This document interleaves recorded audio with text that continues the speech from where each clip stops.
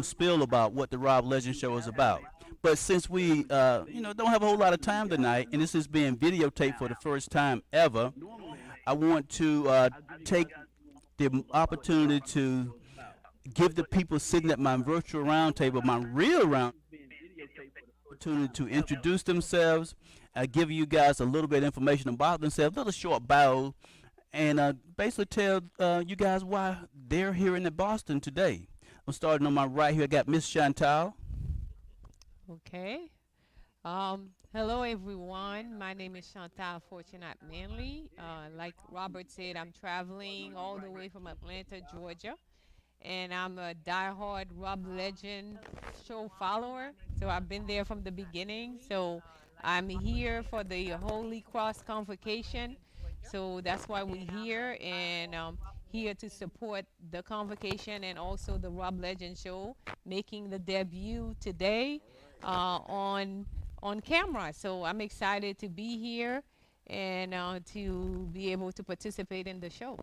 Excellent. And we also have Yvonne Campbell. Yes, you've got Yvonne Gamble, and Gamble. just Did I say this guy Campbell? Did I took a just gamble did I and just win. did I just give you a whole nother company? And instead of the Campbell company, you're part of the Gamble company. Gamble. There you go. So I thank you for that. And yes, and we are here to first off to give an honor, to the bishop for setting up the Holy Convocation, and we're also here to give credence and credibility to the Global Network partners.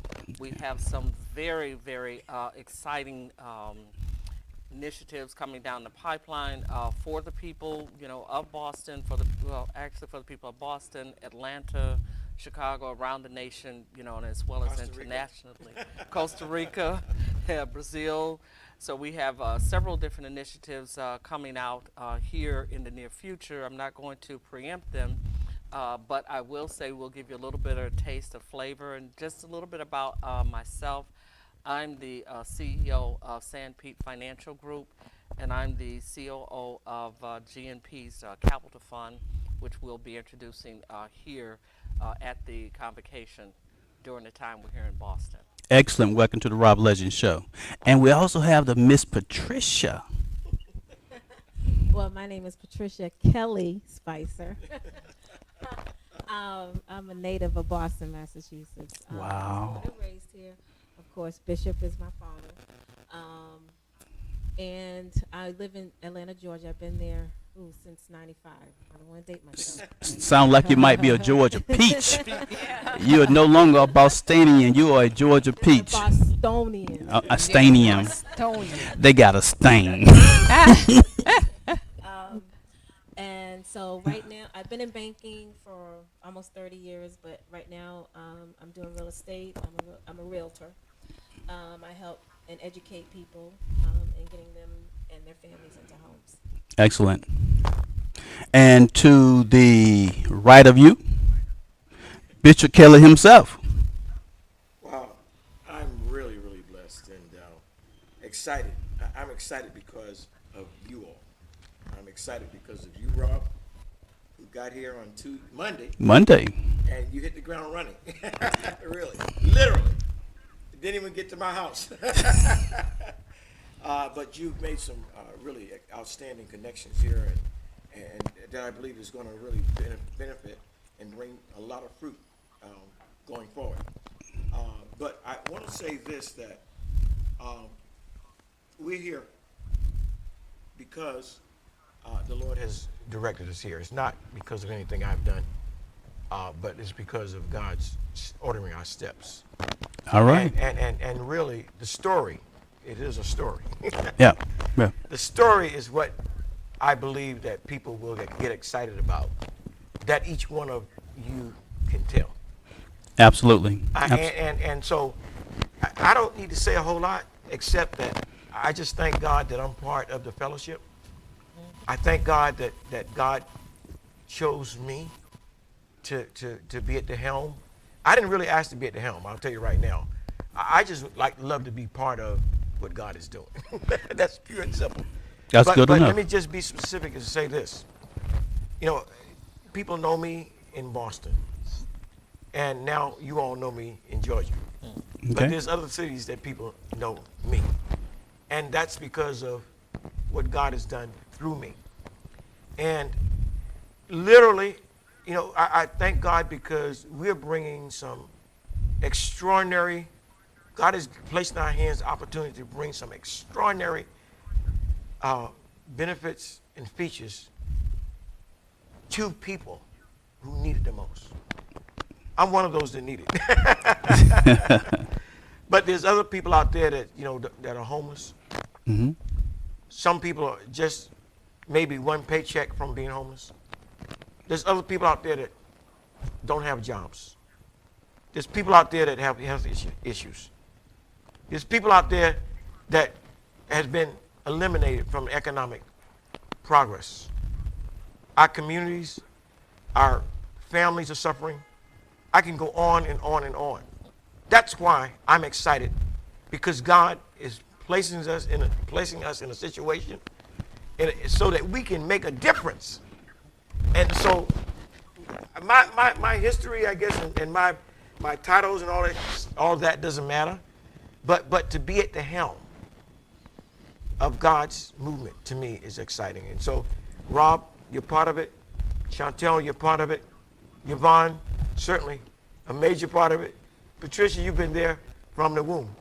So I'm just excited. And there's other leaders that's coming in town that will be bringing even more information that will reinforce why we're here. Okay. Okay. Well, again, I want to thank each and every one of you guys for taking the opportunity to sit down with me at this virtual round table. As you guys know, the Rob Legend Show has been coming on for the last 2.5 years, and we've been broadcasting across the internet. And we have people that listen to the Rob Legend Show all around the planet. I never imagined when I started this show a couple of years ago that people from countries that I've never visited tune into the Rob Legend Show. And I love the fact that we have the statistics and we have the metrics to show the number of people that actually tune in each and every show. This show, of course, was spur of the moment. So I sent out some promos just before the show got started. I said, hey, look, your boy's getting ready to go on and do a video shoot. I need you guys to come on and support me. So far, I've seen at least 1 or 2 people dial in to the show, and that's beautiful because people usually don't respond that quickly. Right. But the fact that they are responding, they're being a part of what's going on, they understand that their voice really does count. Sure. Now, we have a number of things we can talk about. And we're fundamentally here for the Way of the Cross convocation. Being that you at the helm of the convocation, Bishop, you brought together a phenomenal group of people Dream team. to do astonishing things. I mean, let me say this. Let me back up a little bit. I got here Monday. Never been to Boston a day in my life. And matter of fact, I never even thought I would come to a place because all I could think of when I think about Boston is a cold place. One of my buddies, Pastor Ricky Sanderson, actually live in Boston, and he's shared with us some of the pictures from Boston. And this brother out there in his F-150, and it's covered up with ice, and he's out there shoveling his, I'm like, 15, 16, 17 inches of ice. I'm like, I'm not going anywhere near that place. No. I was born in the South. I'm used to the heat, and I was not trying to come to Boston. So if Bishop Kelly had not come to Atlanta, Georgia, College Park, and in Marlboro actually, and invited me to come, I probably would never come to Boston. I have no desire to be cold, ever. It's not cold this week. You know, when that's funny because when I showed up Monday, I called home and I said, "Hey, it's cold out. It's cold up here. It's 61 degrees." The family was like, family said, "You might need to go and buy yourself a jacket." I'm like, "I'm not buying a jacket. I didn't come here to spend money." So, and just the next day it was hot. I figured that I would prepare for the cold, so I put on my suit and almost burned up. I'm like, wait a minute, man. Wait a minute, man. But I've had some fun since I've been in Boston. I went to the convenience store and bought a $30 lottery ticket, and won $500. What? Oh, okay, you Yeah. Oh my! Yeah, and then I'm like, test your luck. So I bought a $20 That's why you lottery haven't been to ticket. my house. Huh? Oh, of course. I bought a $20 lottery ticket and won $100. I'm like, you know what? So it's not that bad being in Boston. You know? Not at all. Very So- profitable. Welcome to Boston. Welcome to Well, you Boston. know, I hear my colleagues in the background. Bishop, those are the kind of folks you bring to Boston to buy lottery tickets? Hey, Oh yeah, you're gonna be in trouble, Bishop. You get in trouble. you know, you got to have fun wherever you go. And if Boston is doing that, you got to do what the Bostonians do. Just be careful. Just be careful. Just be careful. You know, you got to do that everywhere you go. You got to be mindful of the people and be mindful of what's going on everywhere you go. But I am happy to be in Boston, and I'm definitely happy that you guys are sitting at the round table with me. I have a couple of subjects, but I'm one of those people that like to open the table up and let anybody around the table throw a subject on the middle of the table, and all of us dig in, dive in, and just have a conversation about what it is. So I'm going to close my laptop down just a little bit to give you guys an opportunity to put a subject right on the table. Let's talk about it. It doesn't matter what it is. Well, you know, I usually sit back and allow other people to go first, Rob, but I'm going to be sort of like maybe the instigator, sort of. There's a reason why Yvonne and Patricia's here, besides the convocation. Okay. All right. Now, you might be here to promote your show. And Chantel might be here to present her wellness piece, which is great. But there's another reason why. So I'm tossing the ball to Yvonne, and I'm going to toss it to Patricia. And I want them to put it on the table in terms of why they're really here. I think it's an issue that people would be interested in. Okay, let's talk about it. Why are you here? One of the reasons why I'm here is I'm spreading all over the globe, and that is financing your next $1 billion. Okay. Wow. And I'm going to be doing a training, doing Holy Convocation, and I'll even do a mini training on one of your shows Oh, excellent. that you're going to be broadcasting here in the Boston area. Okay. And what that is, many people, when you say billion, they find it hard to believe. Okay. They find it hard to think about. But it's really very simple.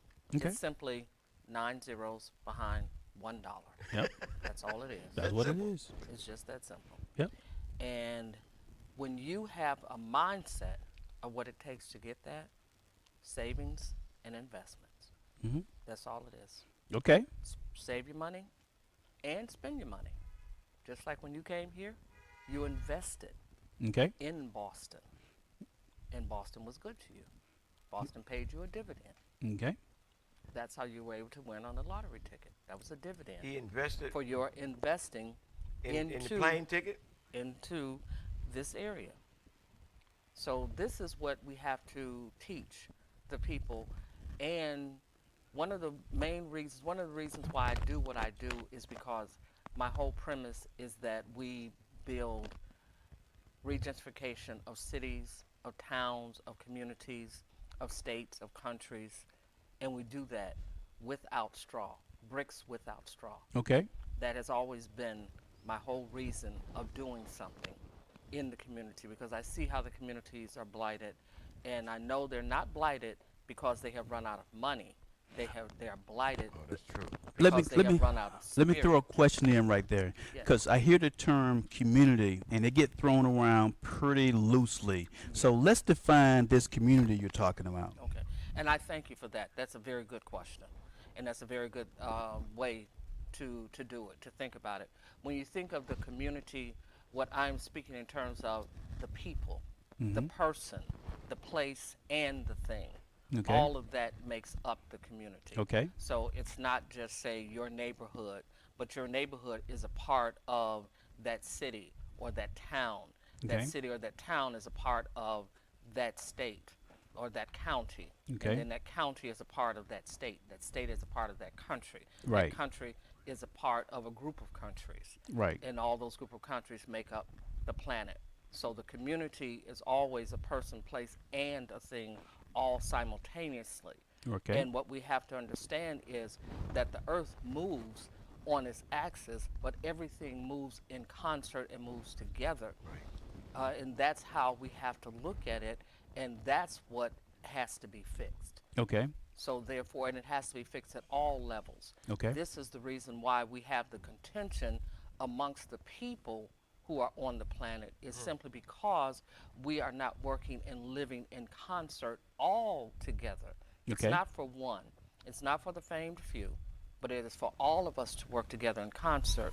If you look out and you see trees, you see small trees, big trees, huge trees. You see the redwoods, how tall they grow. You see the very small little bushes, what have you. All of those work together in concert. When those leaves fall, it not only benefits that one redwood tree, it benefits all the way down to the ground that the redwood tree stands on. Right. It's the same thing. The bees, they pollinate the flowers. How do you translate that to that young lady that is working 2 or 3 jobs, trying to make sure that her 3 or 4 kids fed, clothed, get the education? How do you translate that to her to help her understand that you are here to help her? How do you help her help herself? How do you get there? Because when you get to the nitty gritty, when you speak in the terms you were speaking, which are, I get it, but that sister that is struggling, the ideal of saving is a ridiculous premise because I don't have enough money in the first place. Right. Okay, I'm already have borrowed the next 20 years just to live today. Right. So how can you talk to her? Or even to that brother that is in the same situation trying to make it from one day to the next. And the reason I asked that question is because we just had a recent show about survival. And one things I did notice when I landed here in Boston, I took some time to drive up and down the streets. I got out and I walked the streets. I made it. I was intentionally walked by people. I watched people, and I saw something in their eyes, saw something on their faces, and my observation said, and it asked, "What are they waiting for?" I'm glad you looked into their eyes and you asked the right question.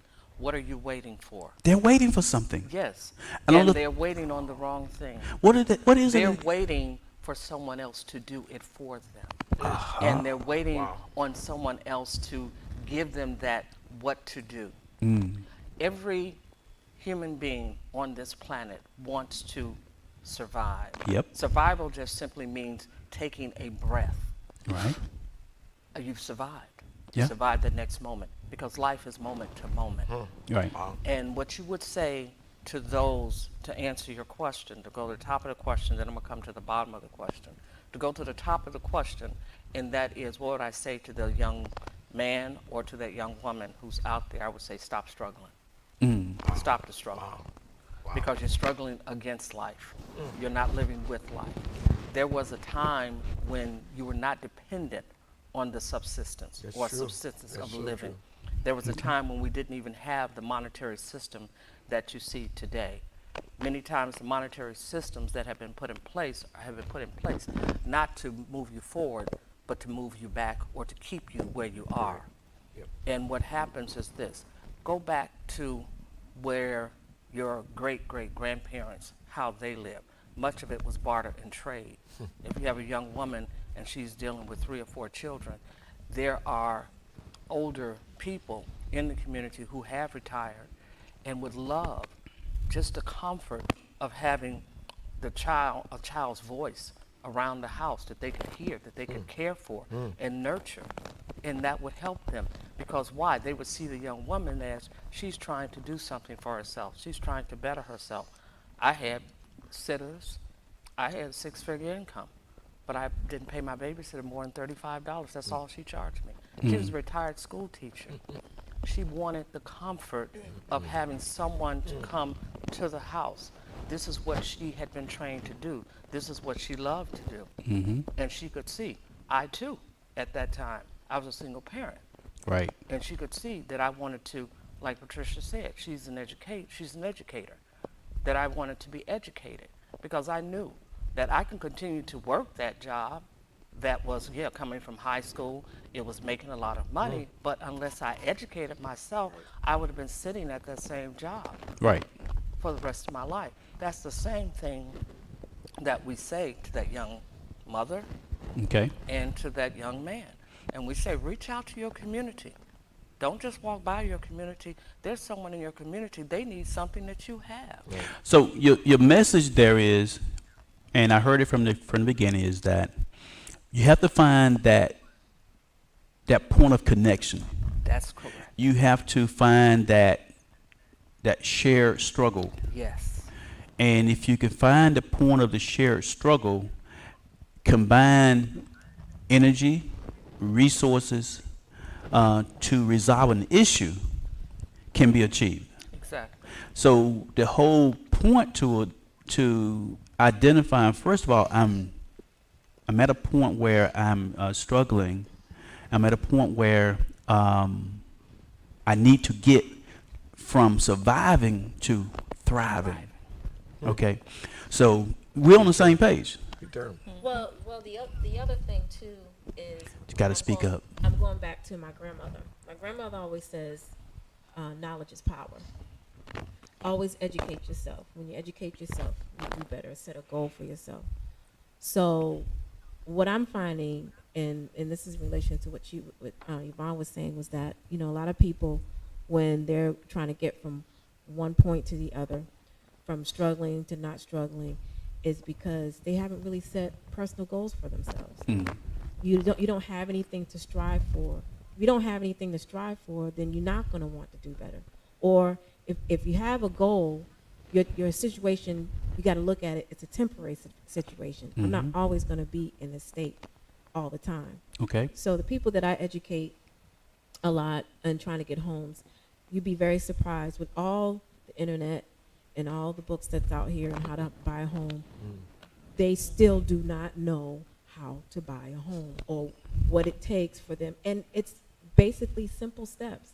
And a lot of people, it's good to have a good grandiose dream, but a lot of times you just take those baby steps, you'd be surprised.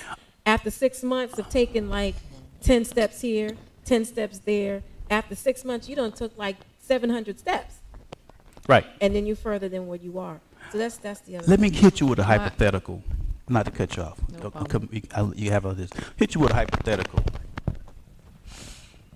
I got $250,000 cash. There's a house I want to buy, costs $235,000.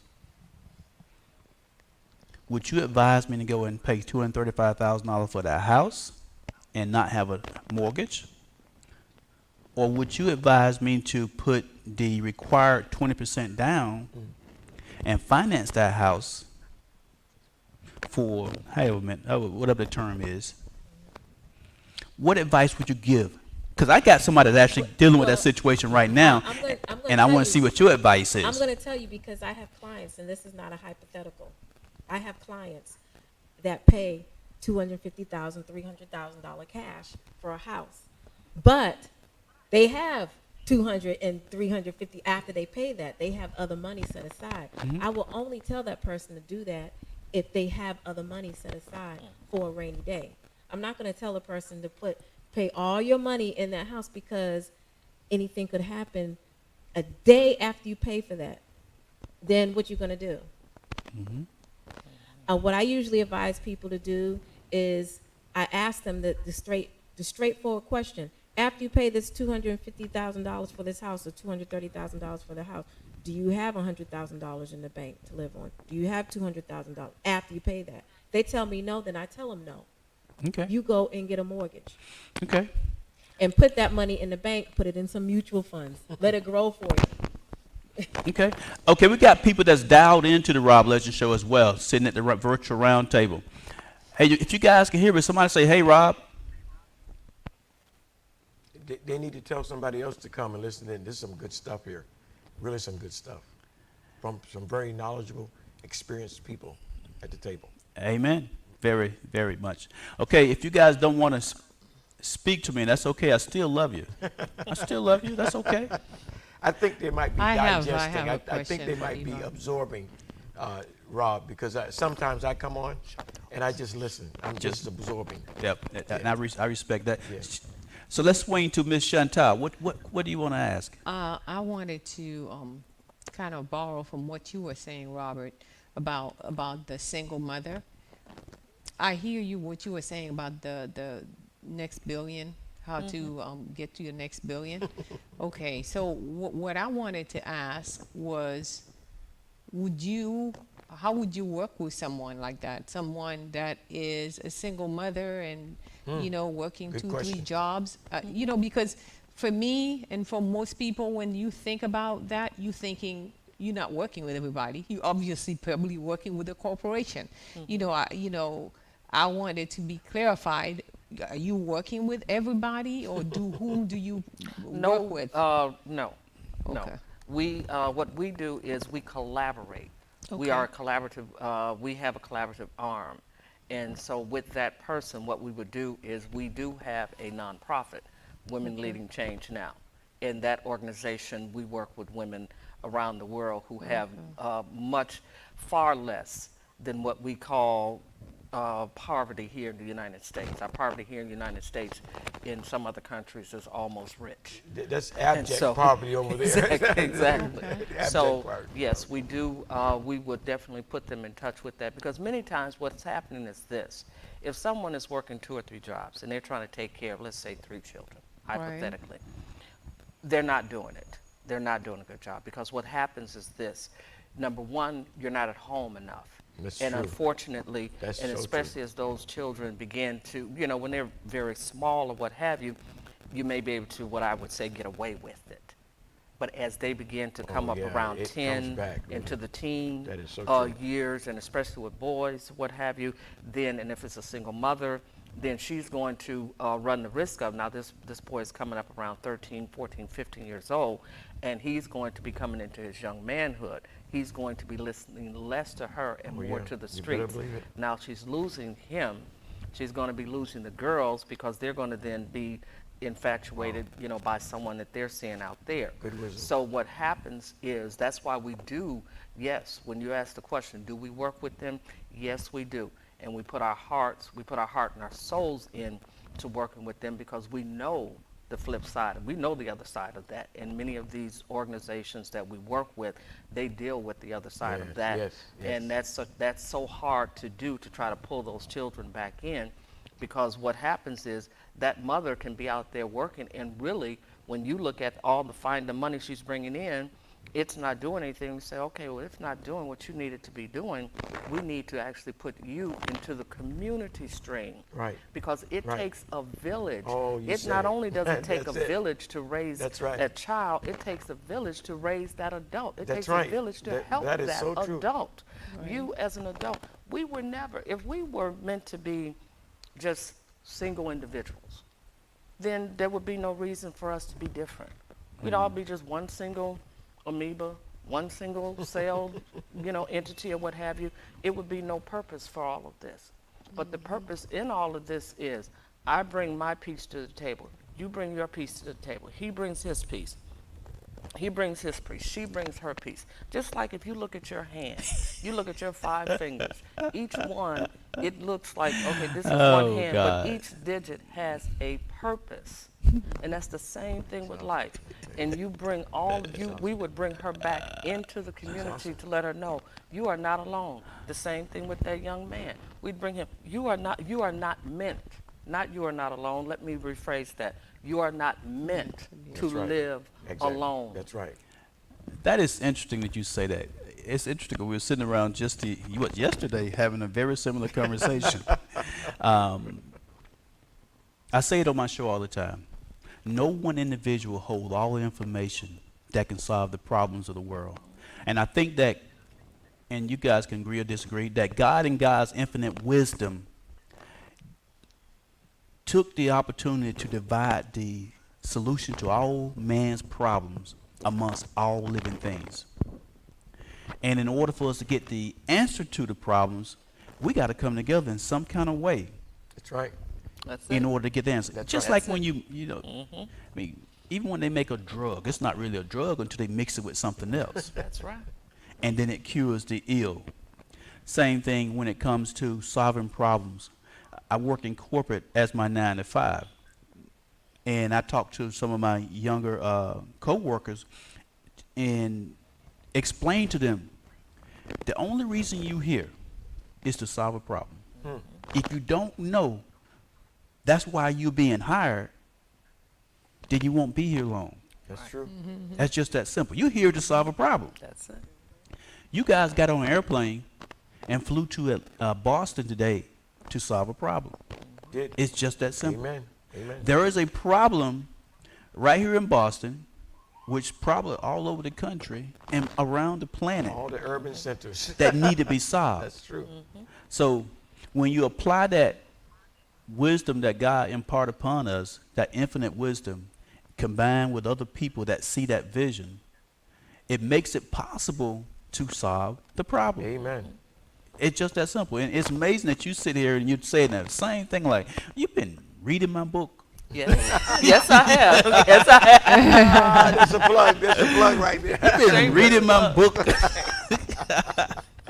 But that's all right. But then you brought Patricia. I mean, if you brought Patricia, I know you guys are already gelling on the same page. Oh yeah. So They that's, gelled in you know, Atlanta. Not before they You're got already here. gelling, you know. So I know you're solving some problem, and the fact that you have this capital fund that's developed here, and from the limited information that I have on it, and what I do know about capital funds, it will create opportunities beyond measures for people that it would probably take several years for them to even comprehend what just happened to them. What just happened? You're right. You know,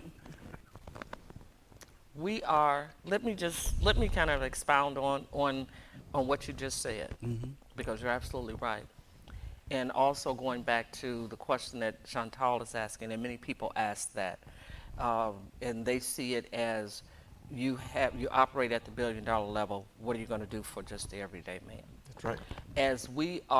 As this particular capital fund, I can't speak to all, and this particular one, as we are developing, and yes, our clientele, they are at the 10 million plus level, and that's very good because that benefits. We go up into the $400 and $500 million, and we're doing that, and we actually receive our funding from that, and we receive our payback on those things. Guess what we're able to do? We're then able to take that money and put that into that community. That's right. absolutely. And let that That's money right. then flow. Absolutely. And so that way, that's how the money stays within those communities. It can go outside of the community, and you can gain money, and you can bring that back to all the communities. And that's not just one community. As we've said, that's urban centers Let me hit you with something right throughout. quick, because here's part of the problem. The community, and I'm going to be more specific about the community. I'm talking about the community of Black Americans. Okay, that's the community I'm talking about, right? When I say community, I don't know if we talk about the same one, but that's the one I'm talking about. Have seen in my lifetime my community bleed its resources. It bleed it in such a way where it does not come back. Can I make a correction to that? Go ahead. Your community, you can only bleed something if you have the blood. Okay. Your community has not bled Wow. itself. Your community has been bled. Okay, that's true Lord. too. Oh Lord. That's so true the too. first That's thing deep. that you That's deep. have to, the first thing that we have to understand is the narrative Okay. and who's Let's rewind done. that. Let's So re- let me just Yeah. let me break that down. Okay, break it down. Okay. You didn't have any money in the first place. I don't agree with you, but Okay. go ahead. So basically, what happened was this: you didn't have the money to put into the communities to build it. So therefore, you didn't have the money to take out Lord of the have mercy. communities. So basically, the money was parsed into the community, and then the substance to take it out was put there. So therefore, it was put there for you to, if you notice how when blacks began to migrate from the South, we're just going to take it all the way back, How okay? far? Let's go back. 'Cause I Let's love, just I love take it all the history. way back. When they began to migrate throughout the United States, they didn't come only to Boston. They went throughout the United States in all those cities. And so basically they were literally like chattel and chattel into certain areas. Now, get this. As those areas began to grow, because blacks are very enterprising because this is where they come from. That's It's right. it's in their DNA. That's survival. Whether they want to or not. Right. They were not surviving, they were thriving. Yes. We built thriving communities all That's right, over that's right. Harlem, in Brownsville, in Chicago, Detroit, built those communities or what have you. Guess what? As you began to build those communities, you were standing alone. You were like, okay, fine. If you don't want me to come over to your side of town, across the railroad tracks, I'll stay over here. And you built flourishing, beautiful, That's right. wonderful That's true. communities. You had school Right. systems, you had job systems, you had your own systems. Everything was in place. You were cool. You didn't have a problem. Right. Right. So then what happened is others are looking over there. And you know how the grass is always greener on the other side? The grass over on Right. on the black side of the street was extremely green. Yep. And so basically it's like, how do we tear down these communities? The same way they tore them down when they brought you over here to this country is the same way they tore them down when you had built those communities. Wow. And then they began to bleed How your did they tear them communities. down? They began to tear them down by putting drugs in, by taking their businesses out, by making it such that they made you can make a law. See, your pen is Oh, yeah. much mightier Yep. than the Limit- sword. limit You this. can write the laws. Yeah. FCC, Federal Trade Commission can write That's right. a law for a bank that says a bank can only do this, a Yep. bank can only Yep. do that. Yep. That was at the time when the FDIC, and very few people, unless they're really heavy into the bank community remember there was a time when your bank account could have $1 million in it. And then the FDIC, now you see it on the side of the bank, it says only $250,000. Right. Insured them too. Okay, Insured. Only insured. insured But to it $1 used to Put be more able to than be that, yeah. insured up to $1 million. Now it can only be insured up to $250,000. Well, think about that. If your account can be insured up to $1 million, how many people? Because you had so many millionaires. I came from a little small town in Covert, Michigan. Okay. It was it was only 2,500 people in the town, but 90% of them were millionaires. Okay. Okay. Yeah. That's and 57% of the town was black. Okay. Let me ask you Okay. this question then, because this plays into the narrative that wasn't given to me, but Wow. what I saw, what I see. That's true, and I say the same thing. Matter of fact, we said it last night on the show. Once upon a time, all across America, black communities thrived. In fact, some are past now, but I was planning on doing a documentary that would start in my small hometown of Millersville, population less than 50,000, and we were going to do a documentary, and it was going to be called "What Happened to Nigger Street." Okay, don't be offended by that term, because it has meaning. There's a street, or a couple of streets and blocks in downtown Millersville, where it was the mercantile environment for the entire black community. Everybody came there, and the area thrived. You had your doctors, you had your lawyers, you had your grocery stores, you had your stables, everything there. And the white people in Millersville, they didn't hang out in Nigger Street. It was actually called Nigger Street. I remember even when I came along, I could still see remnants of Nigger Street, because the doctor I went to there was still there. Okay, Dr. Body's office is still there today. The grocery store that we did business with is gone, of course, and all the other things gone. Matter of fact, what sits there now is the police department. The college, Georgia College, has bought up the rest of that block, those yeah. Mm-hmm. Mm-hmm. couple of blocks, to a point where now you just have a few things: a funeral home and the doctor's office that's still there. Okay. When I go to Millersville and sit down and talk to people that's much older than me and ask them about Millersville, and they all can point to Nigger Street. I go ask, where's Nigger Street? What happened to Nigger Street? And you get a story on how great things were. then you try to put a timeline on this. When was it great? Wow. And everybody seemed to point to the same time. It was great up until we fought to be integrated. After we became desegregated and integrated, had equal rights, So-called equal rights. so-called equal rights, Nigger Street died. And I did a little more research about so-called Black Wall Street and realized Black Wall Street was nothing new. That was all over the country.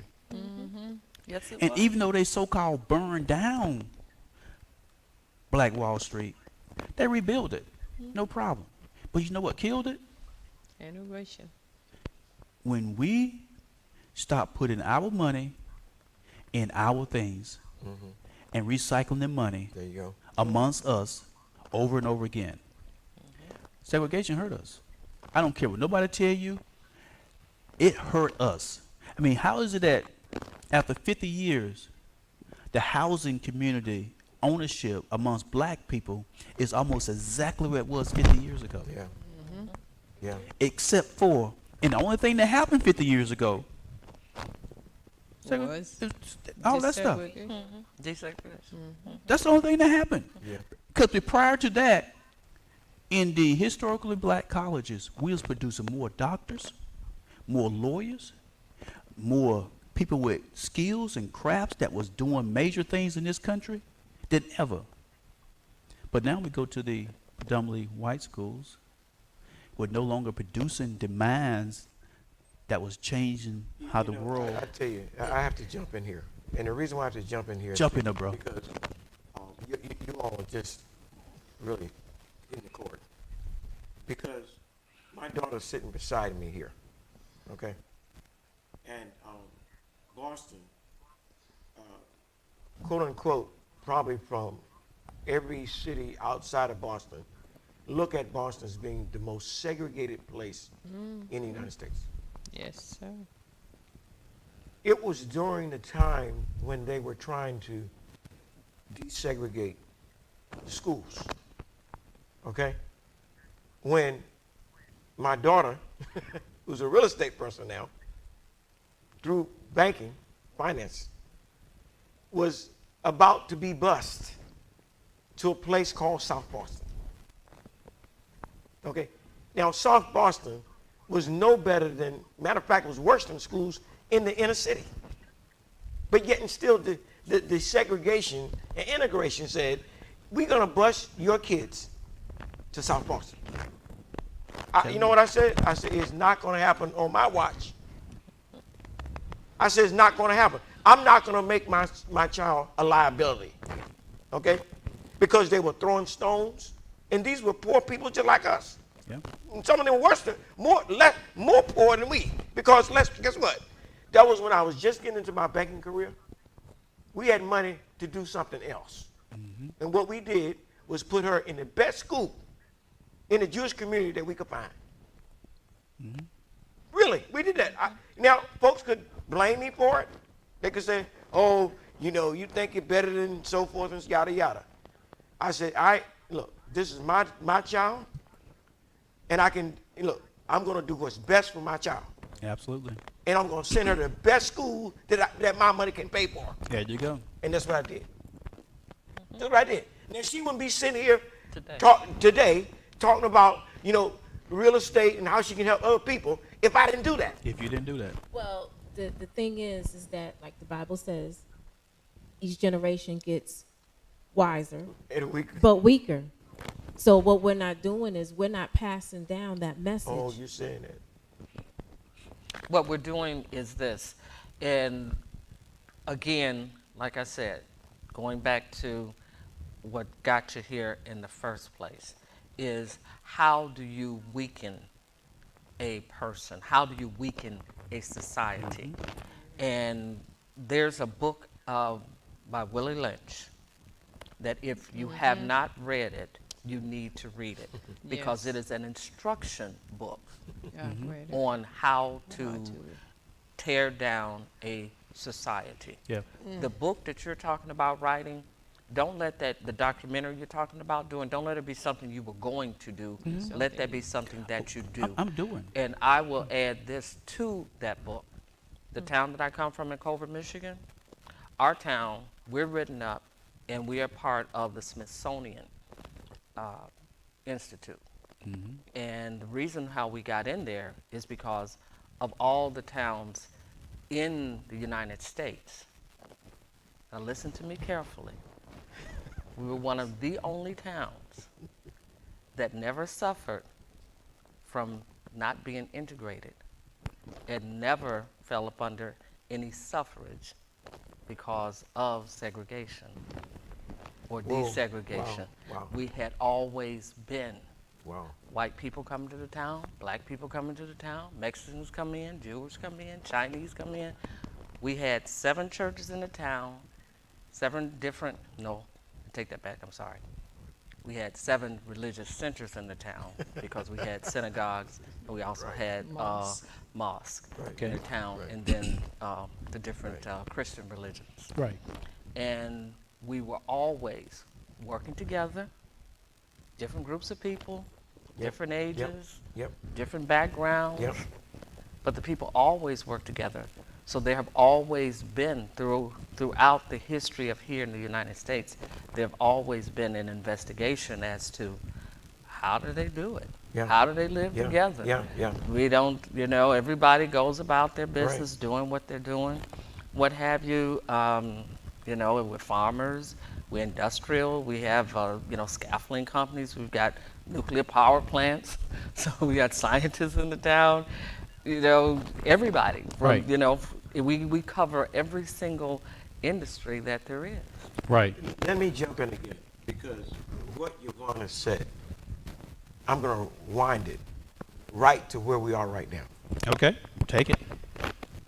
This community here, okay, going back to before the civil rights movement, was predominantly Jewish, okay? And these were poor Jews that came from Germany, Romania, War. Russia, Bosnia, okay? All these were Jews. And if you drive through this community, you'll see 3 family homes. Because they weren't wealthy enough to own a single family home. And so what they did was build, this was the Jewish ghetto, okay? But when we think of ghettos, it was not a depressed area by no means. These folks came over here, rolled up their sleeve like we did, if we had the opportunity, and they built the community. Now, it became the wealthiest community. I'm talking about where we're sitting right now. Just next door was the G&G restaurant. Now it's the Family Hardware. The Jewish people met there every Sunday, every day, talking about building a community, talking about, building the wealth in their families. Presidents could not even get a vote out of this area unless they went to that G&G restaurant. You know what I'm saying? Now listen, what I'm saying is that this is how culture and community can grow if it's not corrupted. Okay? Now, let me tell you what happened. So guess what? The gentrification started because when we moved here, the gentrification had started from Beacon Hill to Columbus Avenue. So all the blacks were living over there in the South End. Okay? Now all the blacks live in the areas where the Jewish and the Irish have left. How did that happen? Because when civil rights came, they said, y'all see what's going on here? What? The realtors. You see what's going on here? You see those blacks moving in your neighborhood? You see that? Guess what? You don't want your daughter intermarrying with those blacks. Do you want that to happen? So you better sell your property. Get out of here.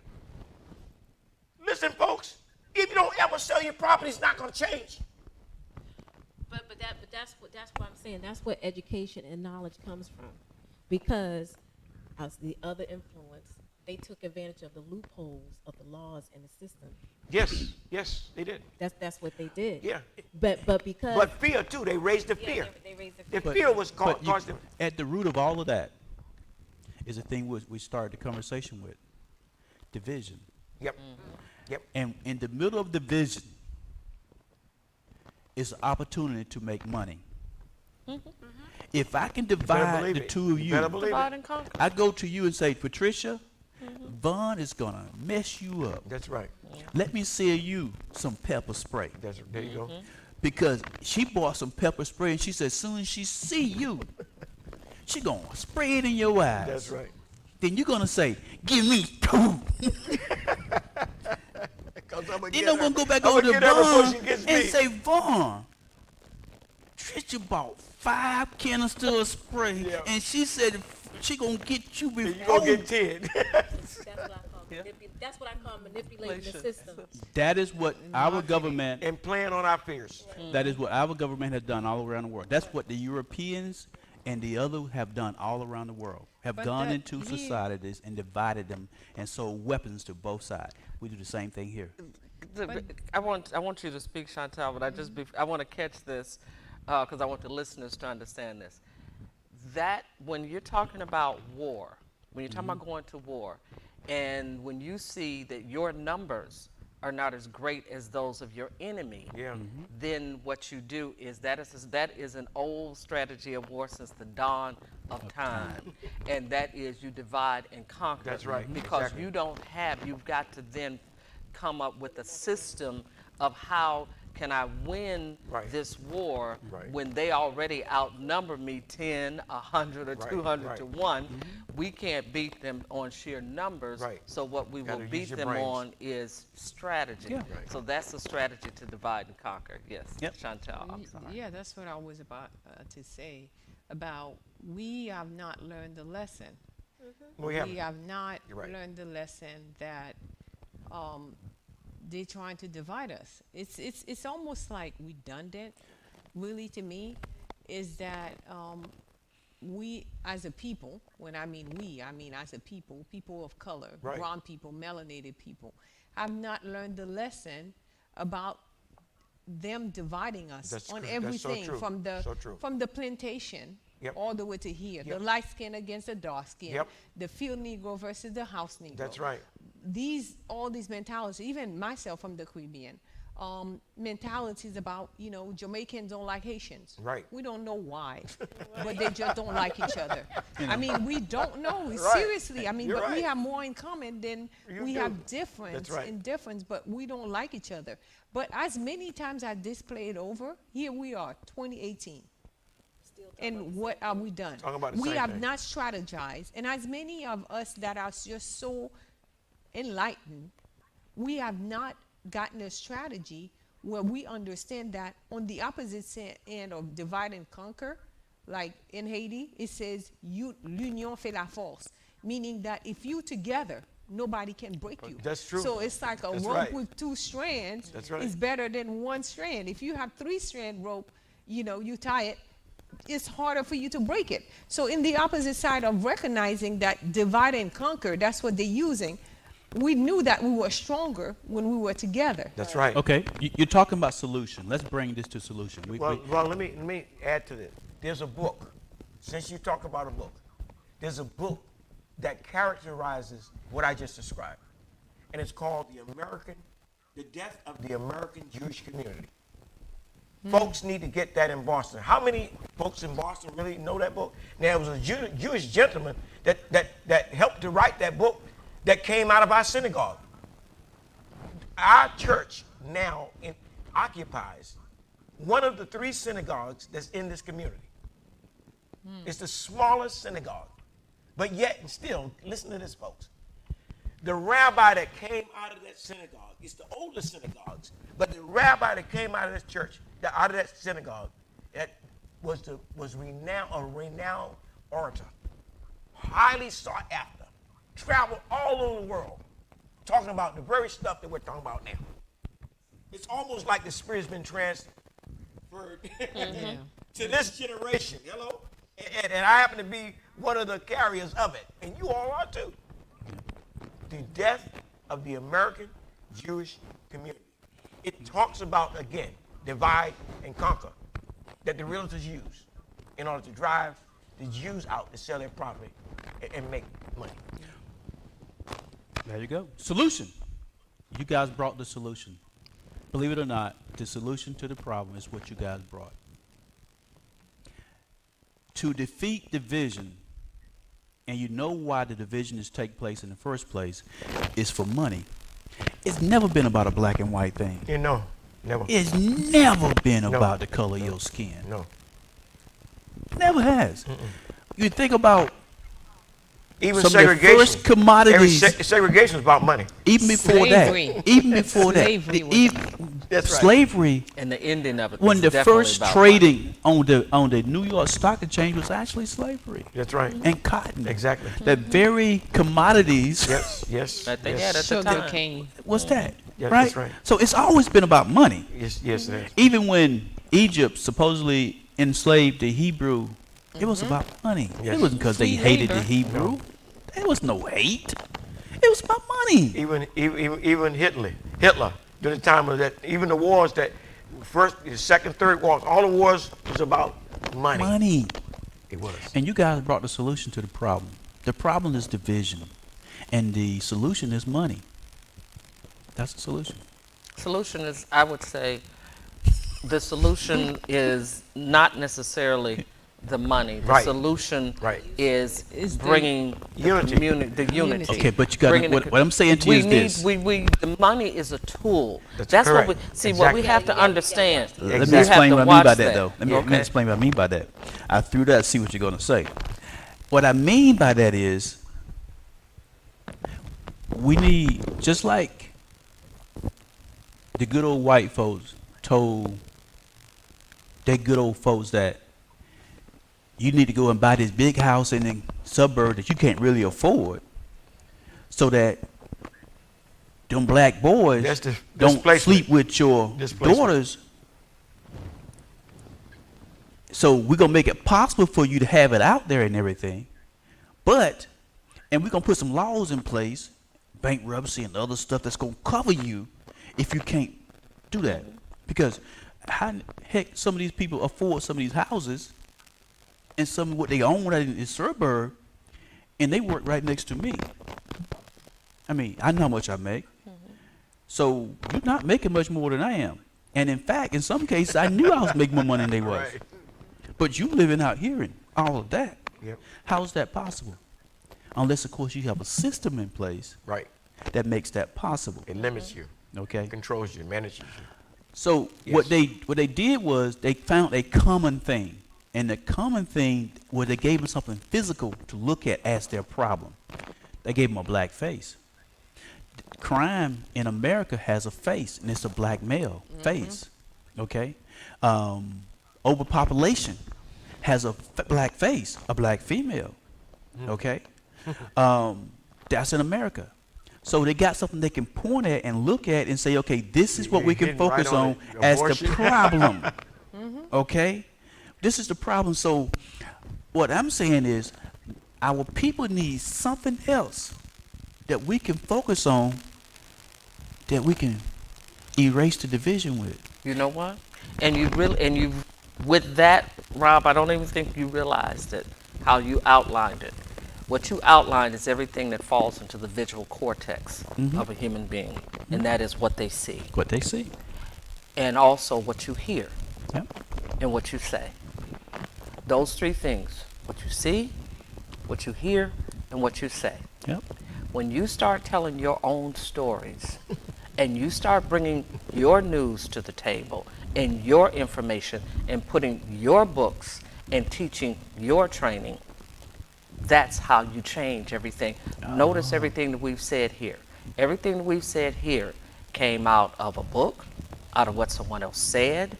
These are things that you were told. And now you're repeating those things as though they are true, Right. although they are not They're true. not. And you're looking at television and you're buying your news and you're feeding into these different news feeds that you get. And then what do? You go out on Facebook. regurgitate you it. go and you regurgitate what you've been told, although it's a lie. and you're just simply That's true. propagating the You lie. perpetuate it. And you're Yeah. perpetuating Yeah, it. yeah. So therefore, you want to stop it. Stop perpetuating the lies. Stop talking about it. We- Change the narrative. Yeah. Do your show. Expand it till it becomes onto.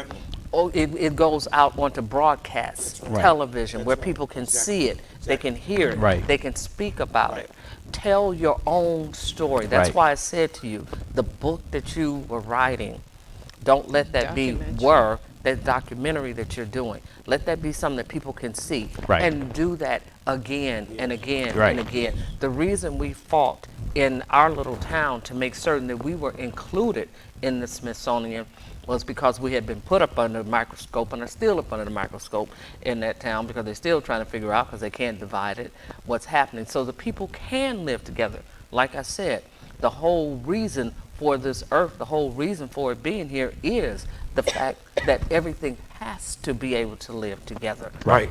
And so therefore, you want to stop the bleed, you want to stop the proliferation, Yes. then you stop it by telling your own story, Yes. living your own Right. life.